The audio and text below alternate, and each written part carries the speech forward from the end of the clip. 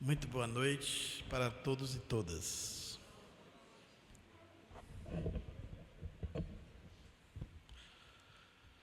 A nossa fala da noite de hoje é uma evocação à paz ambiental e, ao mesmo tempo, um louvor ao planeta. Esse planeta tão devastado pelo impacto da vida do homem, desde o seu aparecimento do orbe da Terra.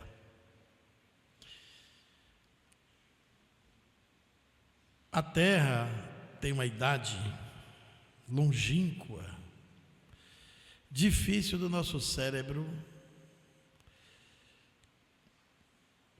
relacionar e compreender facilmente. O planeta tem 4,5 bilhões de anos. É muito tempo. Não temos noção do que é 1 bilhão de anos. Mas podemos, por associação, perceber isso. E essa evocação da Terra como mãe de todos nós é porque houve uma época que não existia corpos humanos pisando no chão do planeta. A Terra, como conhecemos hoje, é uma terra que levou milênios para ser constituída. A sua formação levou grandes períodos milenários.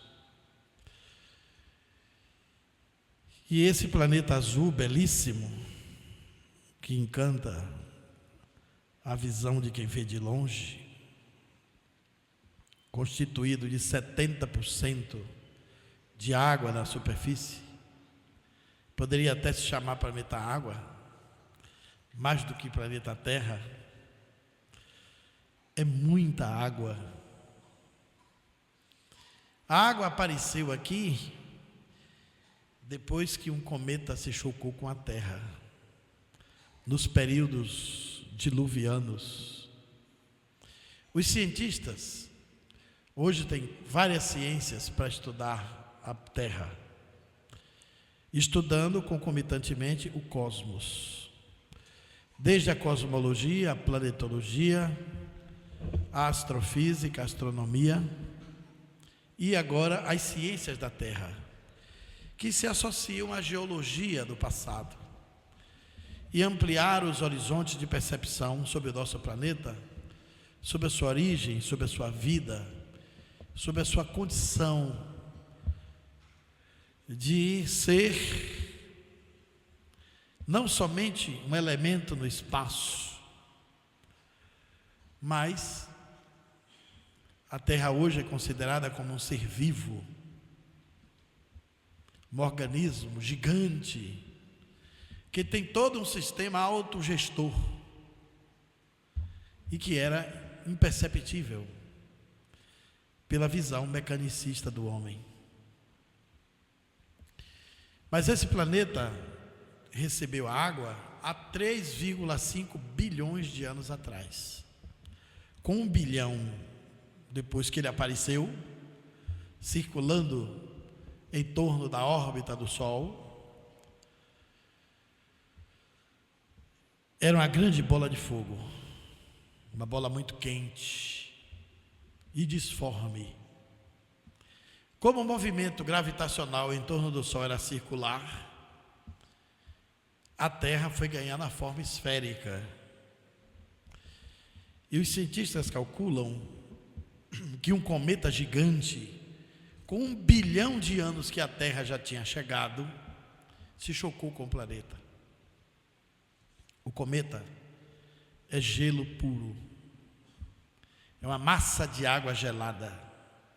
Quando vemos a cauda do cometa no espaço e dos desenhos do nosso tempo de estudante, porque hoje é tudo imagem, coloridas pelos recursos da mídia tecnológica, aquela cauda é nada mais, nada menos do que o gelo sendo derretido pelo calor do sol. É a água que vai ficando para trás com o movimento do cometa. Esse cometa chocou com o planeta Terra há 3,5 bilhões de anos atrás. E quando ele se chocou, formou o oceano. Choveu 500 milhões de anos. Veja, não foi 500 mil anos de chuva. Foram 500 milhões de anos de chuvas.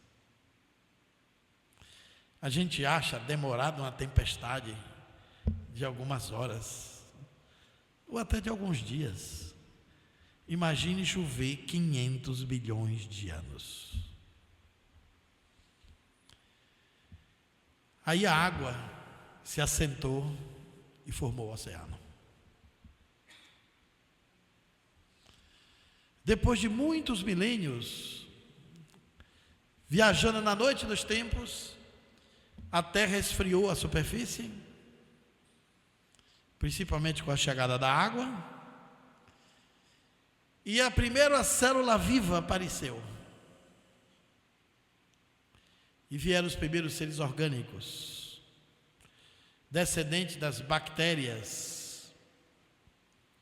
Depois apareceram as primeiras formas vegetais e os animais. Nada de ser humano por enquanto. Vieram animais das diferentes espécies. Tivemos o período dos grandes paquidermes, dos animais gigantes, dos grandes lagartos e dos dinossauros. Nessa época, nós ainda não estávamos aqui. O homem não foi contemporâneo dos dinossauros. Nós só somos contemporâneos dos dinossauros no cinema. Mas na história real, era impossível. A Terra não tinha condição de formar corpos humanos. A nossa história aqui é uma história jovem. A humanidade tem na Terra apenas 200 mil anos, contra 4,56 bilhões de anos. 4,5 aproximadamente, 4 bilhões e 500 milhões. Nós só somos uma humanidade de 200 mil anos. É quase nada, né? Os geólogos fazem uma imagem para a nossa mente entender isso. Eles medem a Terra por um tempo visual que vai da ponta do nariz à ponta do dedo. Da ponta do nariz é quando a Terra era quente, na superfície. A ponta do dedo é onde ela está hoje. A chegada do homem foi na cutícula da unha. E o nosso tempo aqui é 3 milímetros em cima da unha. É os 200 mil anos. Todo esse período, da ponta do nariz até a cutícula da unha, foi a Terra se preparando para nós chegarmos. Houve uma época em que a Terra, então, gestou os nossos corpos. Ela foi o grande útero da imensa família humana. Portanto, a Terra é a mãe de todos nós. Todos somos filhos da Terra, no corpo que temos. A alma não pertence à Terra porque vem de Deus. Mas o corpo que a alma habita, vem da Terra. Somos filhos do planeta, mas não reconhecemos isso. Estamos para a Terra como se fôssemos aqui meros passageiros. Outros se acham inquilinos sem compromisso, moradores irresponsáveis. Contudo, tudo que precisamos para nos nutrir e para existir, da nosfera ao subsolo, nós tiramos tudo da Terra. O ar que respiramos, o alimento mais indispensável para a vida, que o oxigênio está debaixo da noosfera, para cá. Nós podemos passar dias sem comer, dias sem beber, mas não passamos minutos sem respirar.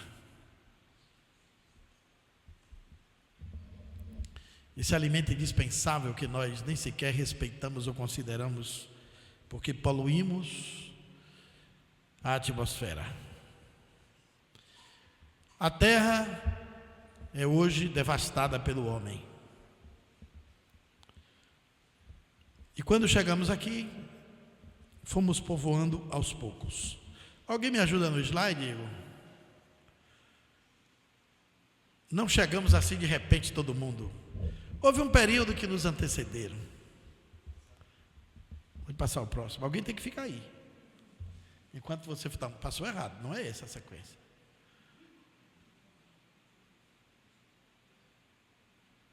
Está errado.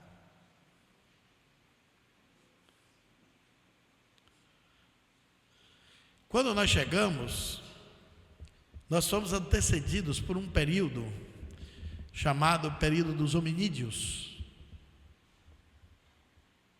Aí agora está certo. Os hominídeos foram as espécies da qual nos antecederam e nós descendemos. Pode passar. Os primeiros hominídeos se determinam pelos antropóides.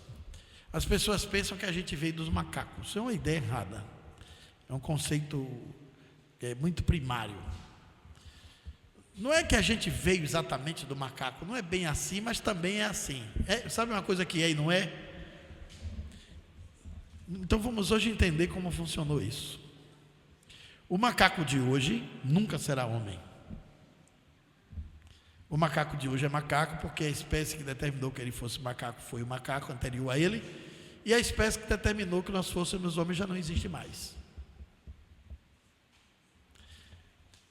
Por isso eles são chamados de hominídeos.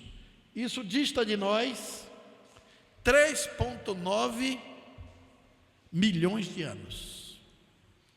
Dos hominídeos ao Homo sapiens sapiens. Do Homo sapiens sapiens nasceu a espécie humana, descendeu a espécie humana. O primeiro hominídeo foi um antropóide, foi uma espécie de macaco que perdeu a cauda. Eles eram chamados de australopithecus.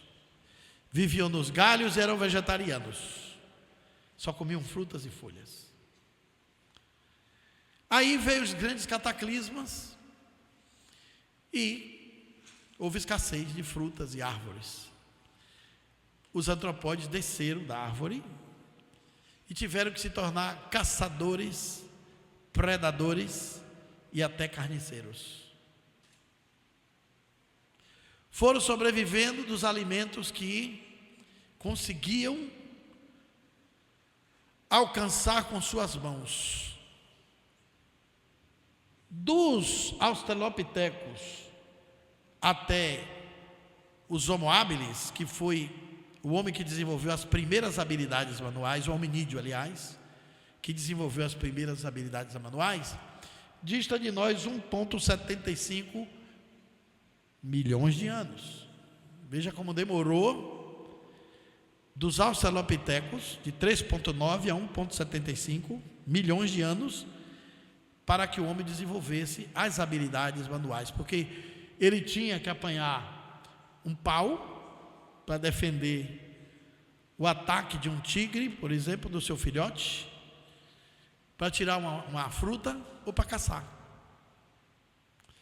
Essas habilidades foram desenvolvendo a estrutura óssea e a formação do corpo. Aí dos Homo habilis veio o Homo erectus, foi o que ficou em pé, porque os outros eram meio curvos. O Homo erectus dista de nós 700 mil anos. Do Homo erectus veio o homem de Neandertal, que depois teve algumas espécies intermediárias entre eles. O Neandertal foi antecedido pelo homem de Cro-Magnon, que foi o que descobriu o fogo. Aí foi para as cavernas, descobriu a pele dos animais, Nós tínhamos um corpo muito peludo quando éramos hominídeos. A natureza nos protegia com o pelo do frio. E quando a gente descobriu a pele dos animais para vestir os corpos, os pelos começaram a cair. A prova que a gente vê dos peludos é que tem alguns homens que parece que ainda estão chegando. São bem cabeludinhos ainda. Aí, do Homo erectus, nasceu Sapiens sapiens, que foi quando o lóbulo frontal do cérebro aumentou a massa, a testa veio para frente, o crânio perdeu a curvatura e o cérebro ficou maior. O juízo de valor aconteceu e a glândula da consciência se estabeleceu no cérebro. Isso para cá, 200 mil anos. Aí começou a civilização humana. Um grande período desses 200 mil anos, nós éramos silvícolas, vivíamos nas cavernas e nas selvas. O período civilizatório mesmo é marcado aí cerca de 5 a 6 mil anos atrás, ou 4 mil anos antes de Cristo, dando 6 mil anos agora. O que define é quando o homem deixou de ser selvagem e passou a ser selvícola. Foi quando ele desenvolveu as primeiras agriculturas. Começou a plantar, a desenvolver os códigos de lei.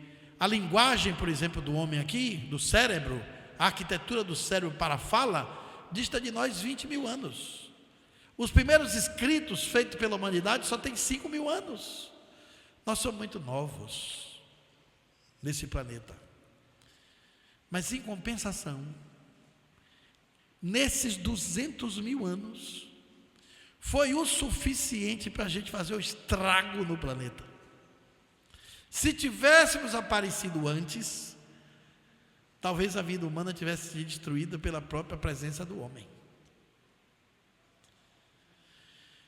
Nesses 200 mil anos, nós fomos povoando a terra pouco a pouco. As primeiras habitações eram tribais. E a terra nunca teve numerosos humanos viventes no chão do planeta.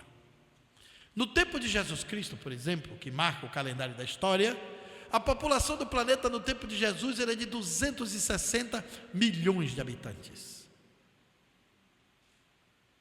Isso foi, ou é hoje, a população dos Estados Unidos da América. Mas na época do Cristo, era a população de toda a terra. A primeira vez que os homens constituíram 1 bilhão de almas juntas nos corpos foi em 1855, meado do século XIX. Antes disso, a gente nunca teve 1 bilhão de pessoas. Quando o homem desenvolveu e dominou as leis da natureza, as portas de entrada da humanidade, que são os úteros maternos das mulheres, permaneceram mais tempo na superfície da terra e reproduziu mais a espécie. Na Idade Média, por exemplo, se morria com 27 e 35 anos. Era o tempo útil de uma vida. Você quebrava um braço, morria de infecção. Não tinha medicina. As doenças mais comuns matavam como pandemias. Se morria de sarampo, de varíola, de cólera, de febre, de tifo, de tuberculose, matava em massa. Não conhecíamos os micróbios, não sabíamos das bactérias, não dominávamos o mundo do infinitamente pequeno. O homem não sabia nada da eletricidade, não sabia nada dos vírus, não conhecia absolutamente nada de medicina, muito pouco. A história da medicina do passado é altamente fabulatória. Morríamos rápido, nos juntávamos pouco. Quando o homem dominou o vento, o raio, o calor, a eletricidade, o conforto, aumentou o tempo de vida, a espécie cresceu. De 1855 para 1960, nós apanhamos uma humanidade de 1 bilhão e elevamos a 2,5 bilhões de pessoas. E de 1960 para 2014, somos hoje 7 bilhões de seres humanos pisando no chão do planeta. Nunca tivemos tanta gente junta. Em compensação, e tanta depredação do meio ambiente e do planeta. O impacto de 7 bilhões de consumidores da Terra, com um imaginário e comportamento predatório, porque nós somos uma civilização predatória, agressiva e agressora. Devastamos as florestas inteiras. Só nos resta 10% de Mata Atlântica e o último pulmão respiratório do mundo é a Amazônia. Nenhum país do mundo tem mais selva. Tudo foi devastado. Nós secamos vários rios e lagos. Alteramos as nascentes e os aquíferos, estão contaminados. Já poluímos o mar. A atmosfera está poluída com dióxido de carbono e outros gases que levam 70 anos para se dissiparem. O impacto do homem deixou a terra com febre. A terra está quente. Abrimos a camada de ozônio. Os cientistas afirmam que se não tivermos cuidado imediato, essa febre pode ser mórbida. E se a febre da terra for mórbida, se o aquecimento global não parar, levará 100 mil anos para a terra esfriar e voltar ao seu estado de naturalidade. As consequências podem ser imprevisíveis para as novas civilizações.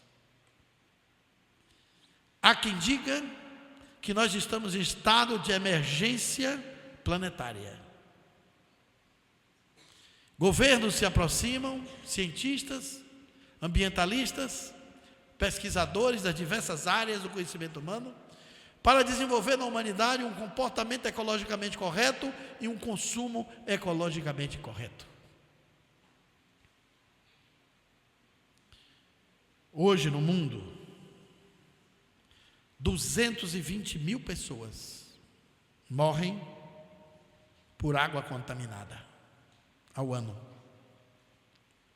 A água contaminada pelas indústrias produzidas pelo homem, que antes de poluir a atmosfera tem a cabeça contaminada ou poluída com o lucro, com o ganho, com a ganância e com o capitalismo. Ao invés de ver realizações, pensa apenas no lucro. Com a cabeça poluída, polui a atmosfera, polui a água e mata pessoas. A água hoje é um grande problema na Terra.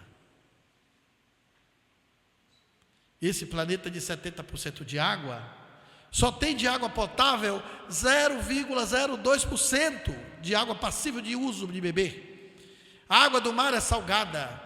A dessalinização é muito cara, não temos tecnologia para usar a água do mar para consumo. E nesses 0,02%, uma grande parte é gelo, uma outra parte está no subsolo, uma outra parte está na evaporação da atmosfera. E a água de beber hoje é escassa no mundo. Muitos cientistas dizem, e especialistas em conflitos, e essa também é a opinião da Unesco, que se houver uma terceira guerra mundial, não será por problemas econômicos, será por problemas da água. Porque 70% das nações do mundo importam água, compram água de fora. A água é racionalizada no planeta. O Brasil é o país mais rico em água potável de toda a superfície da Terra. E mesmo assim no Brasil, 45 mil brasileiros passam mal, com sede e chegam a morrer no ano. Não dá para acreditar.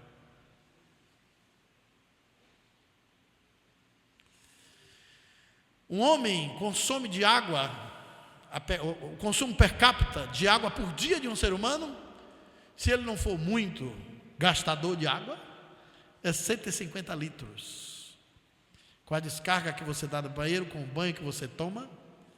Mas aquele camarada que canta toda debaixo do chuveiro gasta mais de 150 litros por dia.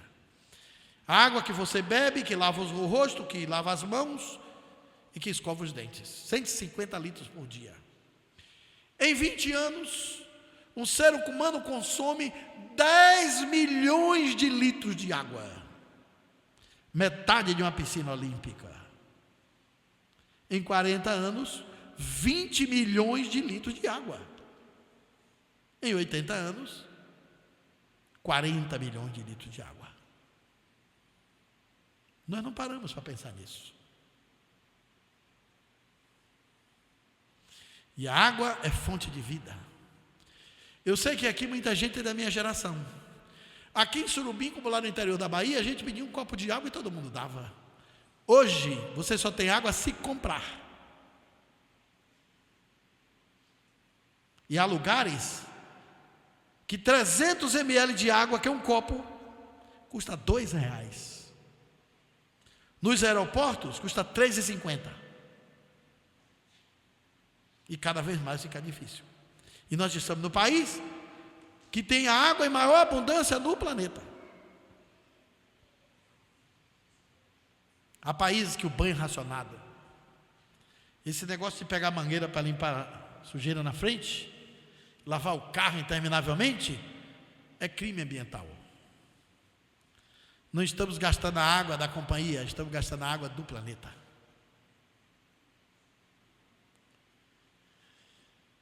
E a população precisa sobreviver com a água. Não existe agências, por exemplo, que regule o controle do uso da água, que deveria ser já uma condição garantida para a sobrevivência humana. Mas a água está comercializada. Uma coisa grave. Isso tudo é a terra. São os problemas de 7 bilhões de homens juntos e mulheres. Nós aparecemos nesse cenário planetário como os predadores do planeta. Vamos ver em frente. Mas há um fenômeno curioso. Como apareceram nossos corpos aqui, antes de entrarmos nos problemas da superfície?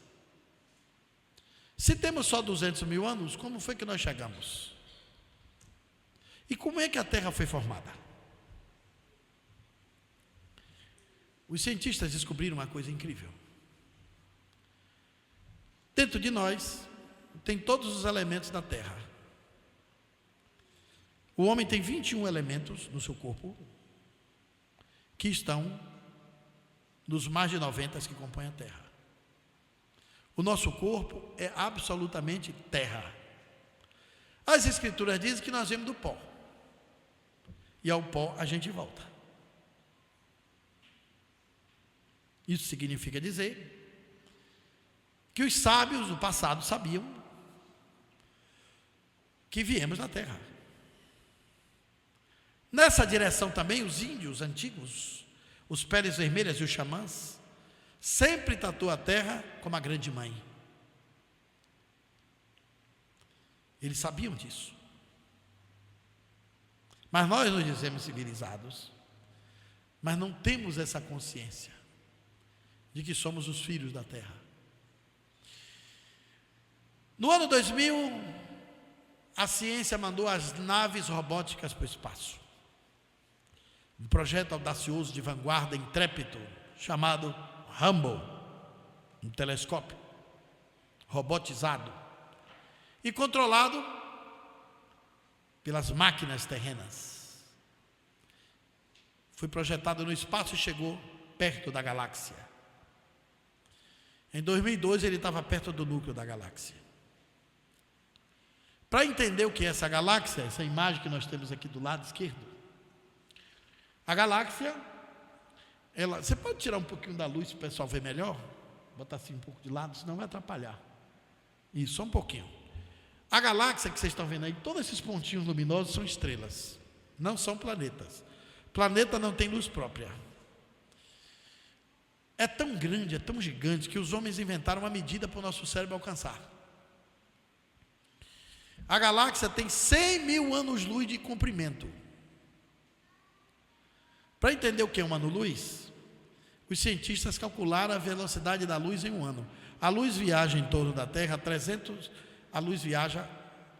mil quilômetros por segundo. Se nós botássemos a luz para dar um giro na Terra, sair daqui de Surubim, fazer uma volta no planeta todo e voltar para Surubim, em 300 mil quilômetros por segundo, a circunferência da Terra é 40 mil. A luz dava 7 voltas e ainda sobrava um tempinho para descansar. 300 mil quilômetros por segundo. A circunferência da Terra só tem 40 mil. 4 vezes 7, 28. Rodou, ainda tem tempo. Várias vezes. É tão rápido que para você entender um ano-luz, você tem que fazer associação. Para você entender uma hora da velocidade da luz, você multiplica 300 mil por 60 segundos, você tem 1 minuto. Se você multiplicar esse resultado por mais 60, você tem 1 hora. Se multiplicar por 24, tem 1 dia. Se multiplicar por 365, tem 1 ano. Eu fiz a conta. Dá 9 trilhões, 800 bilhões e 600 milhões de quilômetros aproximadamente. O nosso cérebro não sabe o que é 1 trilhão. Mas um cientista da China fez um cálculo. Se você contar em nota de dólar, vamos botar em real para ficar mais animado.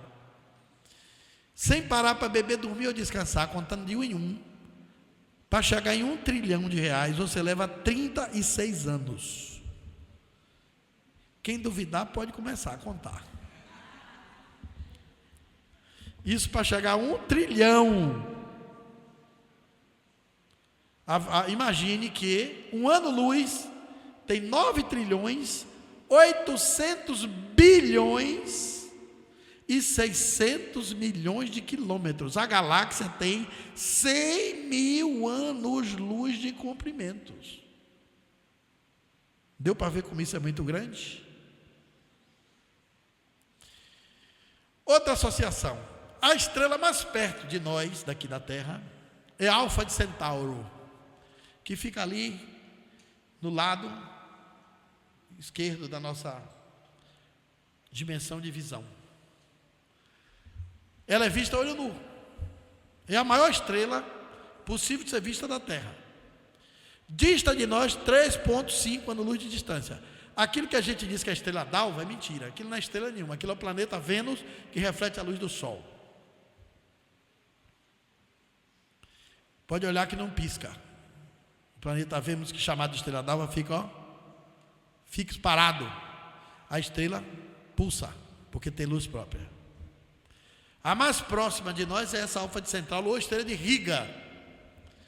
É uma estrela de terceira grandeza. Daqui a gente vê Riga, o Alfa de Centauro. De lá não se vê nem o Sol, porque o Sol é uma estrela de quinta grandeza. Ou seja, a estrela pode ser de primeira, segunda, terceira, quarta ou quinta grandeza. O Sol é de quinta, porque é amarelinho, já perdeu muita luz.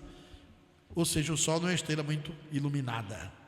O Sol já tem 4,5 bilhões de anos. Está na metade da idade dele. A idade total do Sol é 9 bilhões. Riga é mais nova. Daqui você vê Riga. De Riga você não vê o Sol. É como se fosse uma lanterna no meio da noite que você não enxerga com uma certa distância.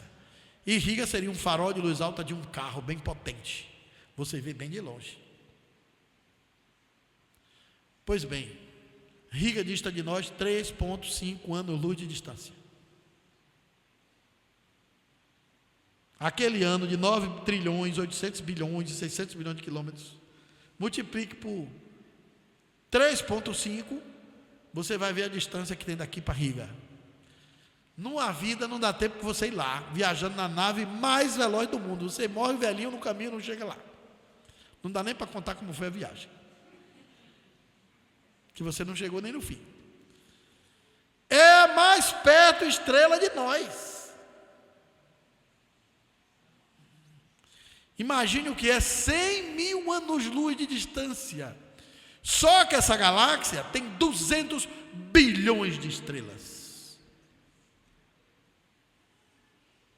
O Sol é uma entre as 200 bilhões de estrelas. Nós estamos pisando num planeta que circula em torno do Sol. Não é visto, ninguém vê um planeta aí a olho nu, não tem como ver. Todos esses pontinhos luminosos são estrelas. Aconteceu um fenômeno fantástico quando Hubble chegou perto do núcleo da galáxia. Na JPL, na sala de observação da NASA dos Estados Unidos, os físicos ficaram atordoados. Eles descobriram que quando a galáxia pulsa, ou quando as estrelas pulsam, a hélice do DNA, que está ali do lado direito, esquerdo de vocês, ou direito de vocês, melhor dizendo, esquerdo meu. O DNA é o desoxirribonucleico, o nosso ADN que está lá dentro da intimidade intrínseca da nossa estrutura biológica. Quando a galáxia pulsa, a hélice do ADN do homem e da mulher pulsa na mesma hora. Existe uma comunicação entre as hélices do ADN do homem e da mulher e do pulsar das estrelas. Por que isso? Os cientistas pensaram e entenderam rápido. A Terra é formada da explosão das estrelas. O Sol está perdendo luz. Tem 4,5 anos-luz de vida. Expandindo o gás hélio. Joga luz para a atmosfera. Por isso nos ilumina. Daqui a 4,5 bilhões, o Sol está sem gás. Ele se transforma numa grande anã branca. Fica pequeno e alaranjado. Aí o Sol implode e explode. Explodirá. Daqui a mais 4, 5 bilhões de anos, a gente já tem que arranjar um jeito de morar em outro lugar, porque na Terra não vai ser mais possível viver. Essa humanidade que um dia apareceu, tem data de ir embora. Por isso os cientistas estão pensando tanto na exploração do espaço, para onde é que a gente vai em breve, quando aqui não tiver mais chance. Mas eu acho que dá para a gente ficar tranquilo, que daqui a 4,5 bilhões de anos, tem tempo demais para a gente fazer muita coisa. Pagar débito, casar 2 vezes ou 3, realizar sonhos, desenvolver espiritualidade, tem tempo demais, é muito tempo. Veja como Deus fez esse universo funcionar de maneira altamente complexa e inteligente, com leis rigorosas e precisas. Quando o Sol explode, aqueles pedaços de fogo, de magma quente, se expandem e volitam no espaço. Vai encontrar o campo gravitacional de outra estrela. E aí se agrega e começa a circular no campo da estrela. Foi assim que a Terra foi formada. Aquela grande bola de fogo que caiu no campo gravitacional do Sol é o magma, o resto das explosões de algumas estrelas. Como o movimento é circular, ficou esférico. A Terra era quente, tanto é que hoje no núcleo da Terra a temperatura é 5.000 graus Celsius. No vulcão, todo mundo aqui já ouviu falar em vulcão, o magma que sai do vulcão quente já chega na superfície com 1.000 graus, porque ele sai de lá com 5, esfria para 1.000, mas é o suficiente para matar todas as formas de vida que tem perto. Em compensação, no futuro, a vida aparece quando o magma do vulcão esfria. Não sei se vocês já ouviram falar em pessoas que morrem debaixo dos vulcões. O Nevada de Ruiz, na Colômbia, por exemplo, que era um vulcão extinto, quando explodiu, matou 20.000 pessoas embaixo. Por que aquelas pessoas ficavam ali? Porque tudo que plantava dava muito bem. É o terreno mais fértil, porque a terra ainda está cheia de vida. Morreu 20.000 pessoas escaldadas, debaixo do calor fervente do vulcão. Daqui a alguns milhares de anos, a vida aparece de novo, porque ela está ali em forma de germe. Então a Terra esfriou na noite dos tempos, na superfície a vida apareceu, mas o seu núcleo ainda tem o magma que veio das estrelas. Se a Terra veio da explosão das estrelas, e o nosso corpo é filho da Terra, fruto da Terra, a Terra é a mãe dos nossos corpos, ela gestou os nossos corpos, não é certo dizer, cientificamente correto, que o nosso corpo é pó de estrelas. Nós somos formados do pó que vem das estrelas. Quando as escrituras dizem que nós vemos do pó e ao pó voltamos, não é o pó da terra, é o pó que vem das estrelas, porque a terra vem das estrelas. Por isso que quando a galáxia pulsa, a hélice do DNA do homem e da mulher pulsa na mesma hora, porque é uma conexão de natureza idêntica entre a massa que forma os nossos corpos e a massa que está nas estrelas. Viemos da luz das estrelas. Foi assim que a ciência descobriu essa mecânica fantástica da vida. E o que é mais incrível saber é que um pensador antigo na Índia pronunciou uma frase fantástica. Ele diz: nunca se sinta só abandonado, porque a força que guia as estrelas guia você também. Ele deve ter intuído isso de uma esfera muito alta. E Francisco de Assis, há 800 anos atrás, quando a ciência nem sonhava com isso, Francisco dizia: irmão vento, irmão sol, irmão lua, irmão lobo, tu és meu irmão. Como ele sabia disso? Ele sabia pela evolução da alma, pela mística do espírito, pela percepção espiritual profunda, conectada com as forças telúricas divinas. Ele sabia. Todos nós somos seres cósmicos, isso a ciência afirma, e ao cosmos estamos conectados. Todos nós temos a ver com todas as coisas e todas as coisas têm a ver conosco. Não existe nada isolado, tudo é interdependente. Precisamos quebrar essa percepção pequena de que somos diferentes dos outros, isolados dos outros, e por estarmos distantes, separados, fragmentados, com a visão isolada, egoística, é que nós depredamos o planeta, porque nós não sentimos a terra. Nós não sabemos que somos terra. Por isso que nosso corpo tem tudo que a terra tem. E se a terra veio das estrelas, também nós viemos. A ignorância disso, dessa consciência de inteireza que norteava Francisco de Assis, a consciência de inteireza é a consciência que não é fragmentada, a que não segrega, que não separa, é aquela que acolhe, que aproxima, que une, que converge e não diverge, que é uma consciência crística, plena, onde um é o todo e todo é um. A visão de que tudo tem a ver com a grande unidade. A separatividade é só a percepção do nosso olhar. O tal famoso ponto de vista de cada um. Todo ponto de vista não passa da vista de um ponto. Talvez seja a falta de percepção da totalidade, que a ciência hoje nos remonta para a percepção que os místicos do passado tiveram, quando tiveram uma percepção de espiritualidade sobre a vida, conseguiram conceber como todas as coisas têm a ver com todas as coisas. Então, se somos filhos da luz no corpo, também viemos de Deus na alma. Somos literalmente lucigênitos. Pode passar o próximo.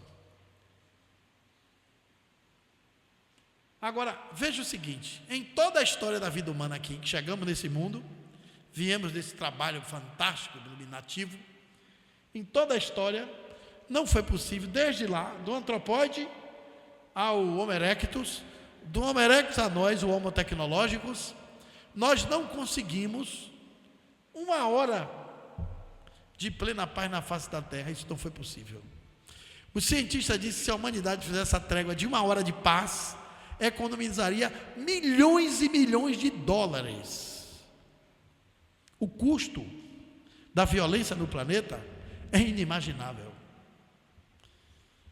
Sabe o que significa uma hora de paz na face da Terra? Vamos raciocinar. Só no Brasil, a cada 7 segundos,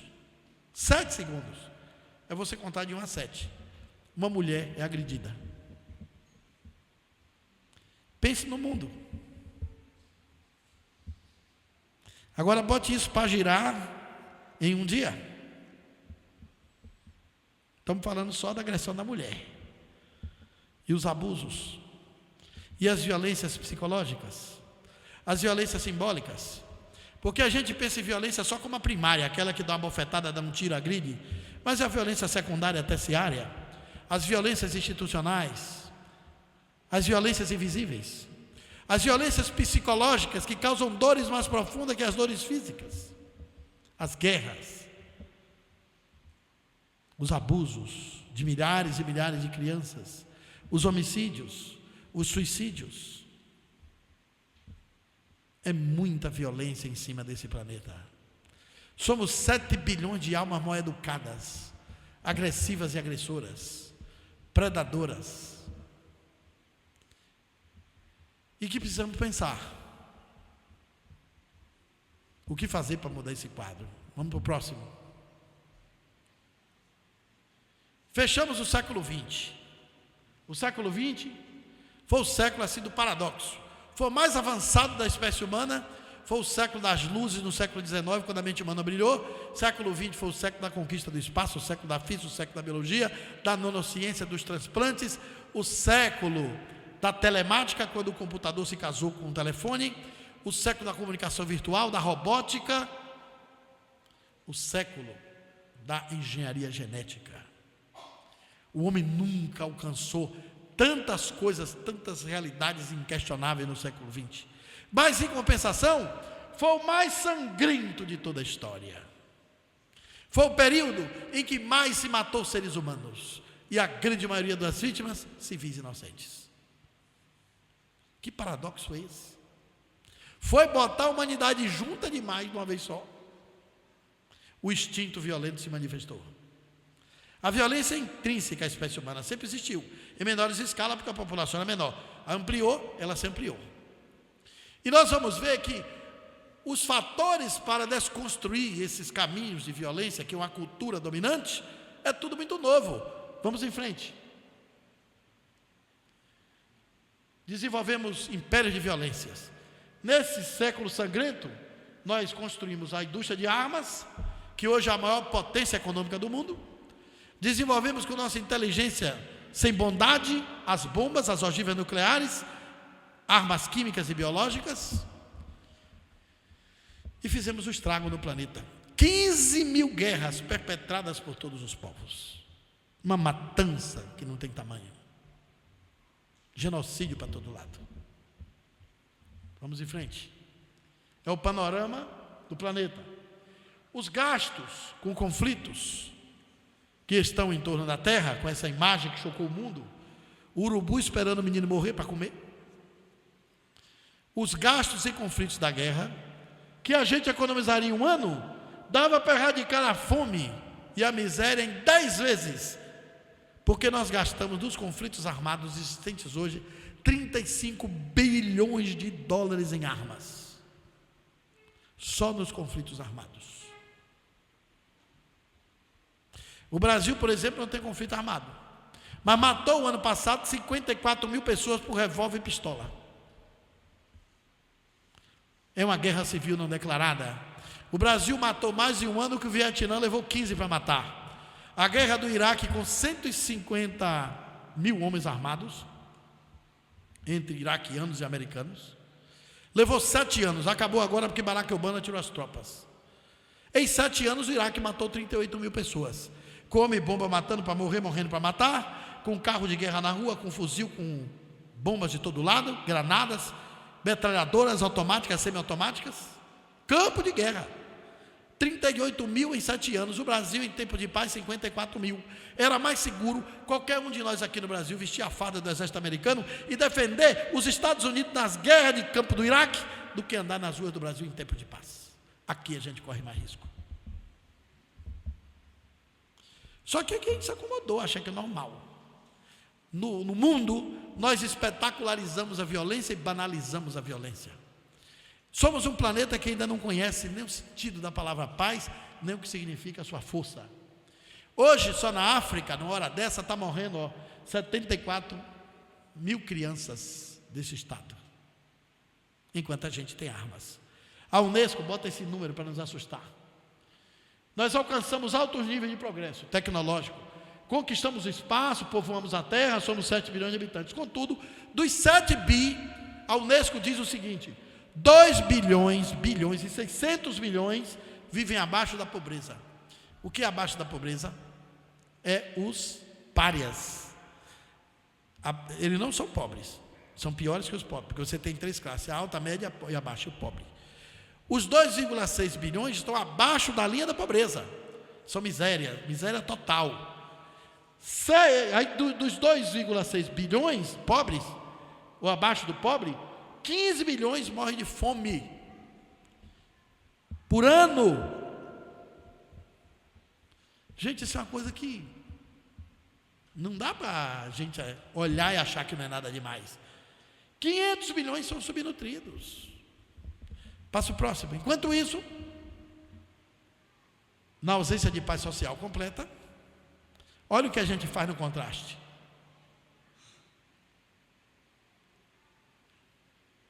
Secamos os rios, os lagos, extinguimos as espécies de animais e vegetais, abrimos a camada de ozônio e jogamos no espaço 6 bilhões de toneladas de gases de dióxido de carbono que levam 70 anos para se dissipar. Ausência de paz ambiental. A gente não faz só a agressão na violência social, mas também no ambiente. Aliás, o ambiente urbano é quem degrada o ambiente ecológico. A gente não fala da ecologia ou do meio ambiente urbano, fala muito do meio ambiente ecológico. E esquece que é daqui que nós devastamos lá. É por um mal que construímos outro. Então, ausência de paz ambiental. Vamos em frente. Aí nós temos a ascensão da violência no mundo, a expansão do crime organizado, desequilíbrios emocionais, depressão, suicídio, problemas sociais, responsabilidade de todos.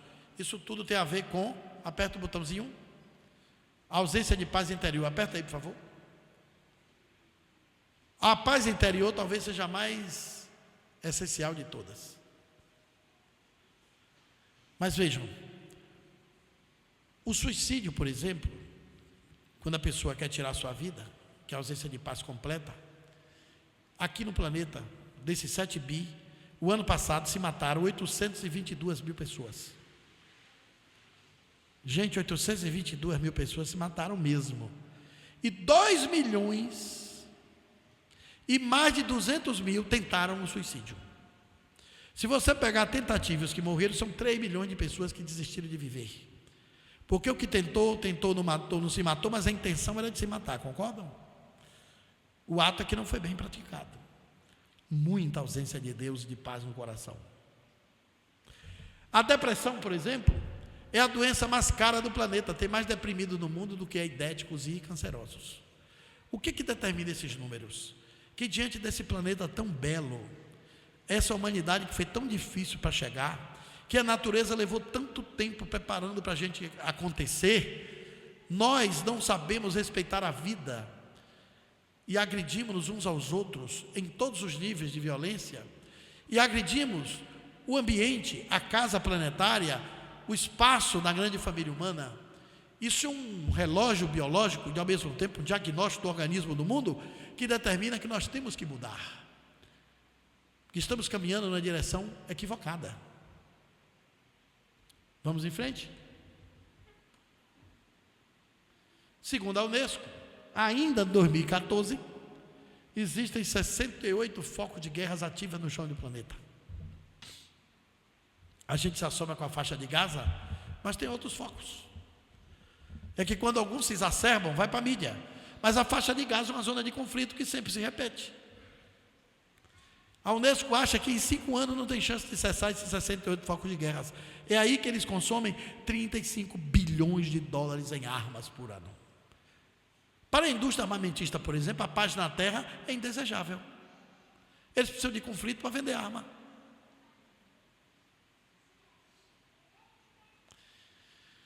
Para nós desenvolvermos uma consciência de um planeta melhor para vivermos, nós temos que nos tornarmos em ativistas da paz.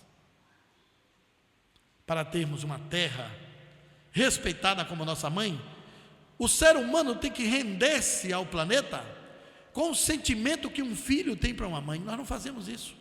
Passamos o próximo. Por isso nós criamos um movimento. O movimento pela paz e não violência.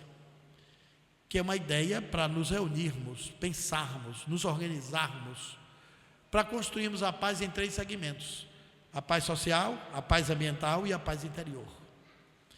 Hoje estamos com foco na paz ambiental, mas veja como está tudo interligado.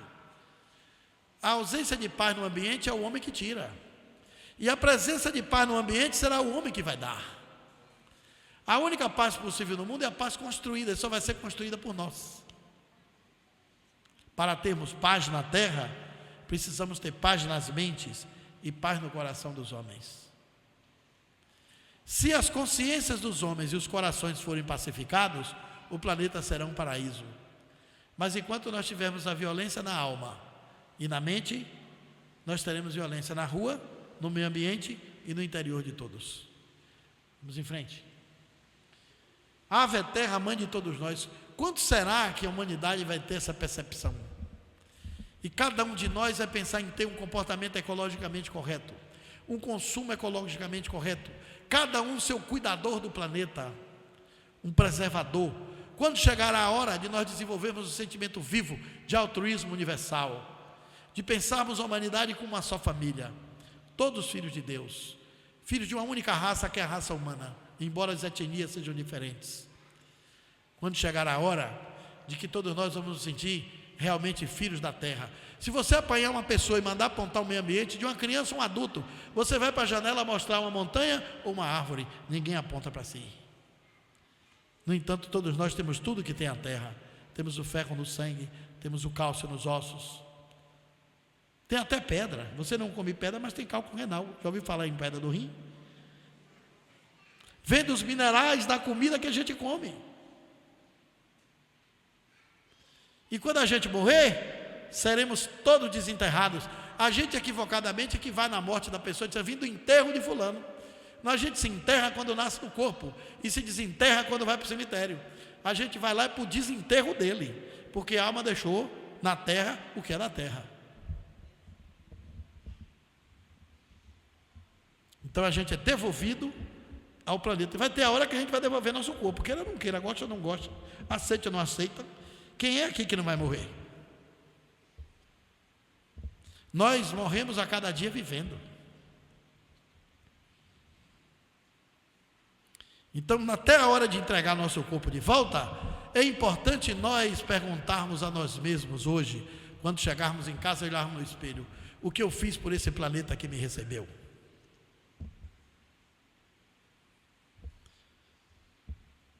Nós estamos sentados em cadeira de madeira, nossa casa tem madeira, nosso telhado tem madeira, nossa mesa é madeira.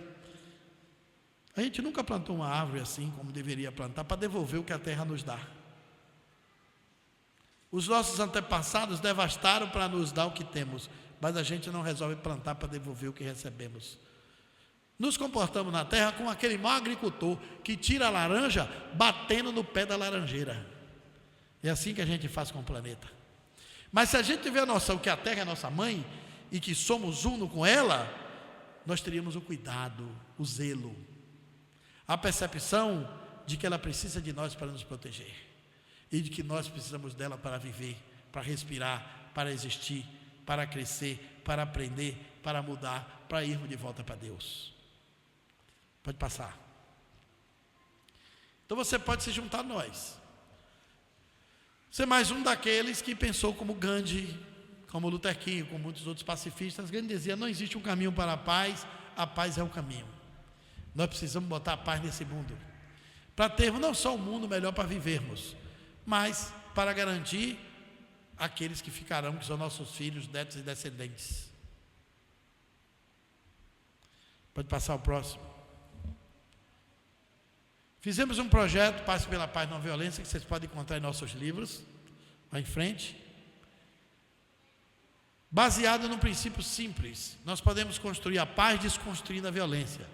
Frederico Maior, o presidente da Unesco, diz: as guerras nascem no espírito dos homens, e é nele, primeiramente, que devemos erguer as defesas da paz. A guerra nasce na mente, passa para o cérebro, do cérebro passa para o músculo, passa para o corpo e alcança o outro. Alcança a natureza ou a sociedade. E há um lugar onde nós poderemos alcançar o espírito dos homens, nas escolas, nas salas de aula. Por isso nosso programa tem essa ideia de chegar nas escolas. Escrevemos a pedagogia do projeto Educação pela Paz nas Escolas, que está contida nesse livro, que estamos relançando aqui junto com a Ave Terra, na 8ª edição. Educação pela Paz, que é uma proposta de nos educarmos e construirmos uma educação que nos leve à paz, porque a educação no mundo nos leva à competição, à competitividade, não nos leva à cooperação. O currículo oculto das escolas no mundo não é fazer um ser humano melhor, é preparar o homem para ele ser uma ferramenta qualificada para disputar o mercado de trabalho. E aí ele vai ser um técnico cheio de instrução, agride o planeta, agride o outro, não é um protetor e está cheio de inteligência, mas não tem nada no caráter nem no coração. O currículo oculto da escola devia preparar o homem para ser uma pessoa melhor e não só qualificar para ser ferramenta do mercado de trabalho. Passo próximo. Precisamos desenvolver uma consciência de paz social, de paz ambiental e de paz interior. A paz interior é a paz do indivíduo consigo mesmo. A paz social é a paz do indivíduo consigo mesmo, com o outro, com os outros. A paz ambiental é a paz do indivíduo consigo mesmo, com os outros, com todas as formas de vida e com o planeta. Todas as formas de vida. Teremos que ter essa relação pacífica. Vejam que Francisco era assim. Francisco de Assis é considerado a personificação da paz no mundo. É o protetor da ecologia, o santo da ecologia. Foi feita uma pesquisa em 100 universidades do mundo, para estudar quem era o homem do milênio.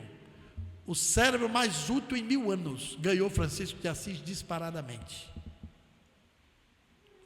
E aí ele passou a ser o pai da ecologia. Porque Francisco de Assis casava a formiga com as estrelas, as abelhas com as nuvens. Francisco não matava uma erva daninha, porque ele dizia que a erva daninha era filha de Deus. Não matava ratos e nem baratas. Dava nome aos ratos e 5h30 da tarde esfregava os cacos de telha. Os ratos vinham pela zoada, ele dava comida e dizia: está faltando fulano, beltrano e cicrano.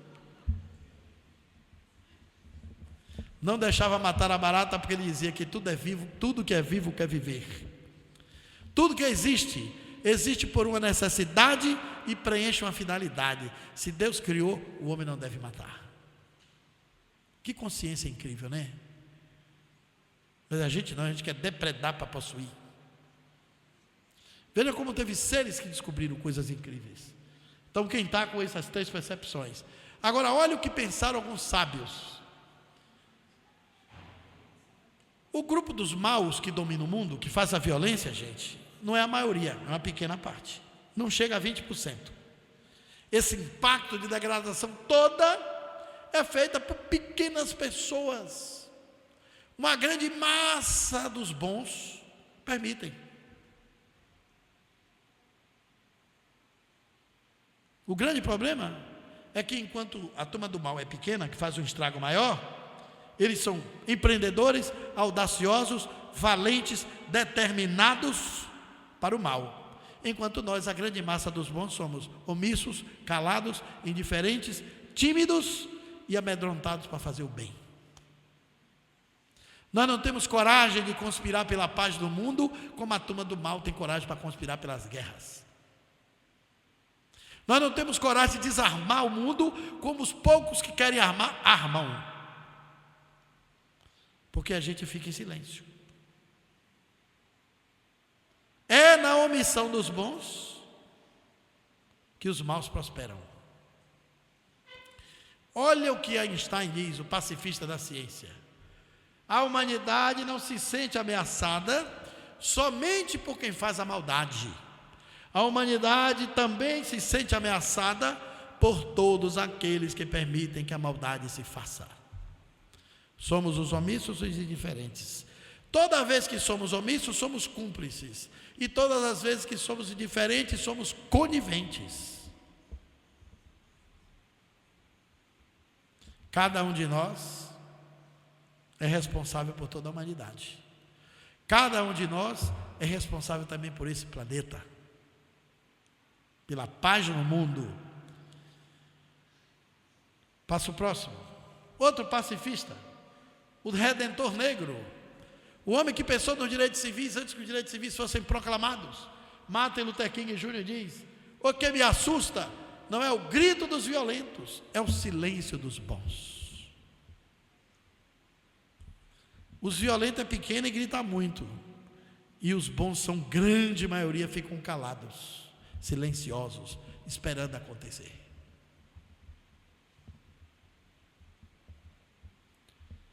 Então nós precisamos conspirar pela paz desse mundo, nos juntarmos para salvar a terra da degradação humana.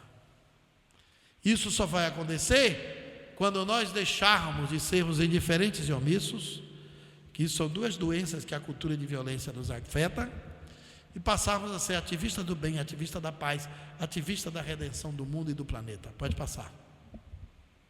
Paramahansa Yogananda, um líder espiritual da Índia, diz o seguinte: enquanto o bem está de férias, o mal faz horas extras. Bem espirituoso, né? E é assim mesmo que funciona.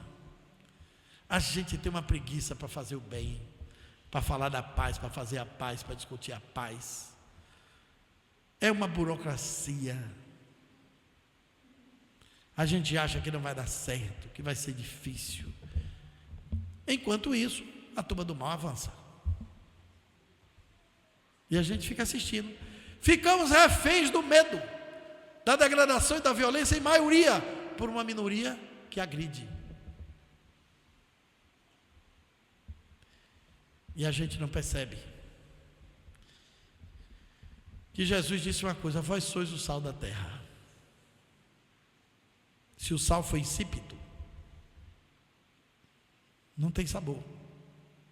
Para ser o sal da terra, é como se você fosse o tempero da vida, fosse o sabor da vida. Os que não têm sal na terra, os que não têm vida, não têm ânimo para o bem, são os tímidos e os calados. Jesus também disse: não seja frio nem morno. Seja o vosso dizer sim, sim, não, não. A gente não é assim para o bem.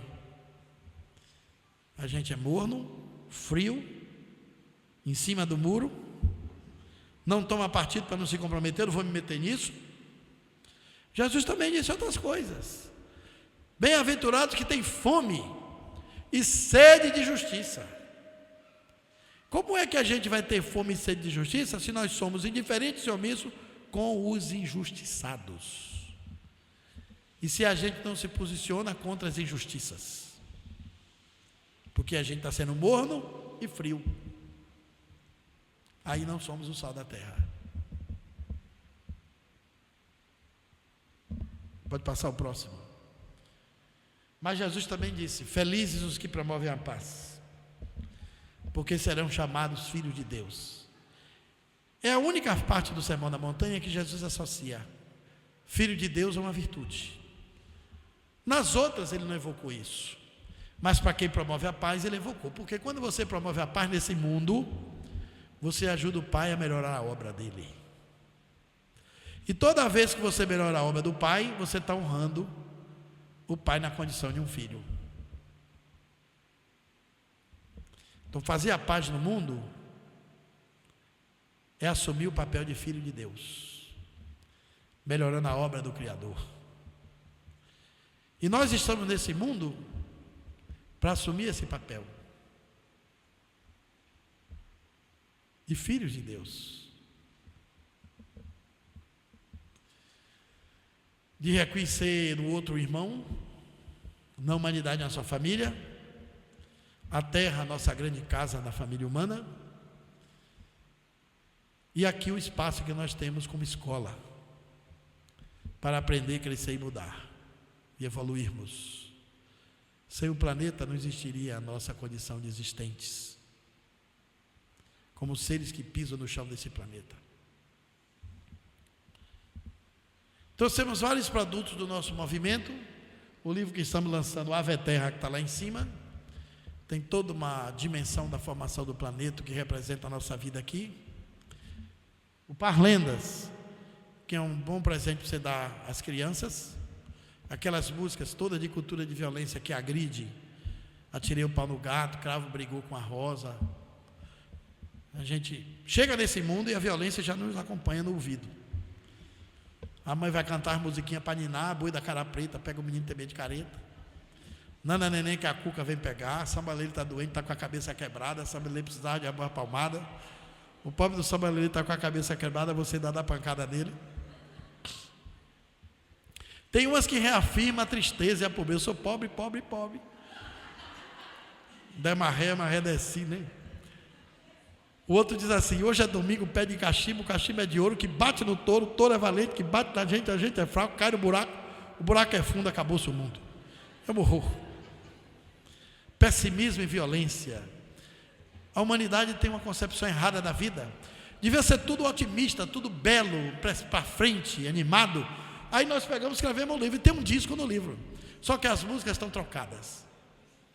Aí ficou assim, ó: o cravo brincou com a rosa, debaixo de uma sacada. O cravo saiu contente e a rosa muito encantada. O cravo foi para casa, a rosa saiu atrás, dizendo: não vai embora que eu quero me encantar mais. Fica bem mais simpático. Aí nós desconstruímos a cultura da violência com a cultura da paz. Ideia simples, né? Mas funciona. Aí, por exemplo, o Sambalele, em vez de estar doente, Sambalele está contente, está com a cabeça arejada. Sambalele precisava de umas boas risadas. Aí você não bate em Sambalele. E o boi da cara preta, para não ter racismo, a gente botou boi da cara preta e branca. Não berra para o menino que ele ainda é uma criança. Monge bem mansinho, unina esse menino que ele é tão bonitinho. O macho saudade, lembra aquela macho saudade, cabeça de papel? Se não machar direito fica preso. Macho saudade, cabeça de papel. Se machar direito sai mais cedo do quartel. O anel que tu me deste era vida e se quebrou, mas o amor que tu me tinhas foi tão grande que durou. O outro era tão pouco que acabou. Hoje é domingo, não peguem cachimbo. O cachimbo faz mal até o touro, um animal. O touro é contente que brinca com a gente não é fraco, pula o buraco não é fundo, é paz para todo mundo. Aí, os nossos filhos vão cantar diferente para os filhos dele. Então as almas que chegarem nesse mundo não vão ser ninadas com a cultura do medo e nem da violência, mas elas vão ter segurança e confiança. A gente canta isso e nem nota.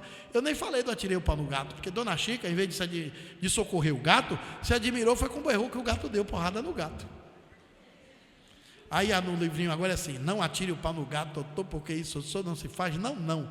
O gatinho olhou, é nosso amigo Ogô, não devemos maltratar os animais jamais. Fica tudo diferente. E tem uma boa também, que é aquela da canoa. A canoa virou, tornou virar. A pobre da Maria morre afogada e mata a tripulação toda. Aí nessa ficou assim: a canoa não virou nem vai virar, por causa de Maria que não sabe nadar. Se eu fosse um peixinho no fundo do mar, eu buscava a Maria e ensinava ela a nadar. Fica tudo afirmativo. Então, cultura de violência fica no lugar cultura de paz. O outro livro é Ave Terra, ou é Terra, Mãe das Águas, que mostra a água do planeta, a água nos continentes, toda dividida, a água nas regiões do mundo. No Brasil, aqui no Nordeste, por exemplo, só temos 3% de água, no país mais rico de água. 68% está na Amazônia por causa do Rio Solimões. E água no corpo humano. Somos 70% de água no nosso corpo, igualzinho o planeta. Nós somos mais água do que gente. E a gente não sabe disso, não se apercebe. Aí tem toda uma consciência. E tem 2 poemas, um sobre o mar e um sobre a terra. O poema sobre a terra do livro Ave Terra, Mãe de Todos Nós, diz assim: foi uma paródia que nós fizemos entre o Pai Nosso e a Ave Maria. O poema diz: Ave Terra, cio da graça, a vida é contigo. Bendita és tu entre os planetas, e bendito o fruto do teu ventre, como a gente, os animais, os vegetais, os minerais. Santa mulher, mãe dos viventes, rogai por nós, os predadores. Agora e na hora de voltarmos novamente ao teu sagrado ventre. Assim foi, assim é, assim será, assim seja. Ave terra, mãe de todos nós. Muito obrigado a todos.